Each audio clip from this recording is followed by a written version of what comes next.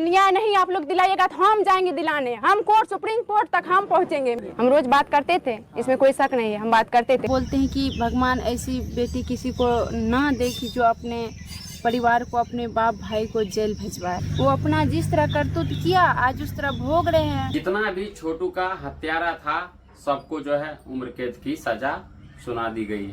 एक कहानी बहुत ज्यादा चर्चा का विषय बना हुआ है। आज से 2 साल पहले 2022 की ये कहानी है, छोटू आरती की कहानी है। आज से 2 साल पहले ये प्रेम प्रसंग का मामला आया था सामने, जिसमें उसके मतलब प्रेमी को मौत के घाट उतार दिया जाता है। लड़की के तरफ से, लड़की के माँ बाप के तरफ से बुला के घर में उतार दिया जाता है। और प्रेमी ऐसा ऐसा काम करती है कि मतलब वो कहती है कि मैं इसका पति बनकर, पत्नी बनकर हमेशा के लिए इसके घर में रहूंगा। और वो रहती भी है। फिर आगे जाकर वो शादी कर लेती है उसके भाई से। चलिए यहाँ तक आपको कहानी पता होगा। लेकिन आरती छोटू की कहानी में एक मोड़ तब आता है, फिर से एक चर्चा का विषय तब बन जाता है, जब आरती छोटू के हत्यारों को उम्र कैद की सजा सुनाई जाती है। और वो उम्र कैद की सजा किन किन लोगों को होती है मैं बताऊंगा तो शायद आपके होश उड़ जाएंगे। मैं बताऊंगा तो आप सोचने लगेंगे कि क्या दुनिया में कोई ऐसी भी बेटी हो सकती है कि जो अपने परिवार के साथ ऐसा कर सकती है। तो आरती के, छोटू के जो हत्यारे थे, उनको उम्र कैद में किसका किसका नाम है हम आपको बता रहे हैं। आरती के भाई, आरती का पिता, आरती का चाचा, आरती के छोटा भाई, आरती का चाचा का बेटा, और आरती के जीजा और उसके बहन, मतलब तमाम वो 8 लोगों को उम्र कैद की सजा सुनाई जाती है। और वो उम्र कैद दिलाने में सबसे बड़ा हाथ किसका होता है? तो आरती का। आरती, वही आरती जो अपने माता पिता को उम्र कैद की सजा सुनवा देती है।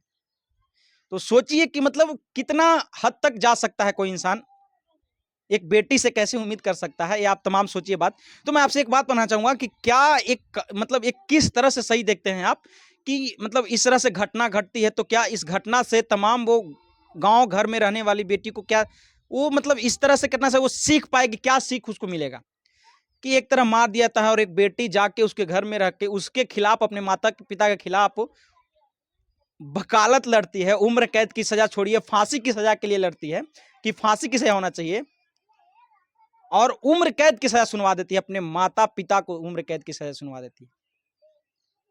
तो एक पिता, जरा सोचिए कि मैं आपसे एक बात कहना चाहूंगा कि एक पिता के ऊपर क्या गुजरना चाहिए उस वक्त जब वो अपनी बेटी को किसी के बाहों में देखे, बंद कमरे में देखे।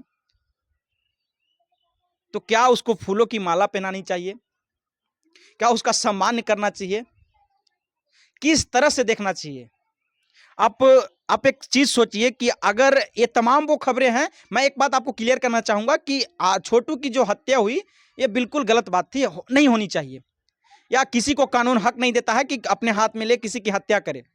लेकिन क्या आरती ने जो किया वो सही था, या इसका निष्कर्ष कुछ और निकल सकता था, या एक बेटी इस तरह से होनी चाहिए? बाकी आपको एक कहानी, मतलब तमाम वो चीजें हम बता देते हैं, लेकिन एक चीज बहुत बड़ी बात है कि आज 2 साल के बाद एक कहानी निकल के आती है कि आरती ने अपने पूरे परिवार को उम्र कैद की सजा सुनवा दी। पूरे परिवार को मतलब उम्र कैद के साथ पूरी जिंदगी बर्बाद कर दी। और वो खुद यूट्यूब पर वीडियो बना रही है, हेलो गाइस, हेलो भैया, मेरे साथ ये हुआ, मुझे ये काट लिया, और ये सब करके छोटा भगवान के पास चला गया।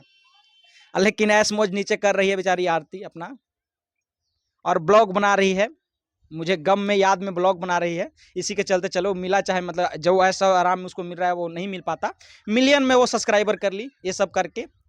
और वो जो परिवार मतलब उसके लिए वो करना चाहता था, उसके लिए मतलब उसी के लिए वो किया, उसका परिवार उसी के लिए, और आज उम्र कैद की सजा काट रहा है, सोचिए। तो इस वीडियो के बारे में, घटना के बारे में आप क्या सोचते हैं? क्या ऐसा होना चाहिए, या ऐसा समाज में नहीं होना चाहिए, बिहार में नहीं होना चाहिए? इस वीडियो पर जरूर से जरूर कमेंट करके बताइएगा। बाकी मिलते हैं दूसरे वीडियो में। आरती जैसी बेटी भगवान दे या किसी को, या आरती के माता पिता जैसा माता पिता किसी को दे, ये दोनों में से कमेंट करके बताइएगा। बाकी मिलते हैं दूसरे वीडियो में। जय हिंद।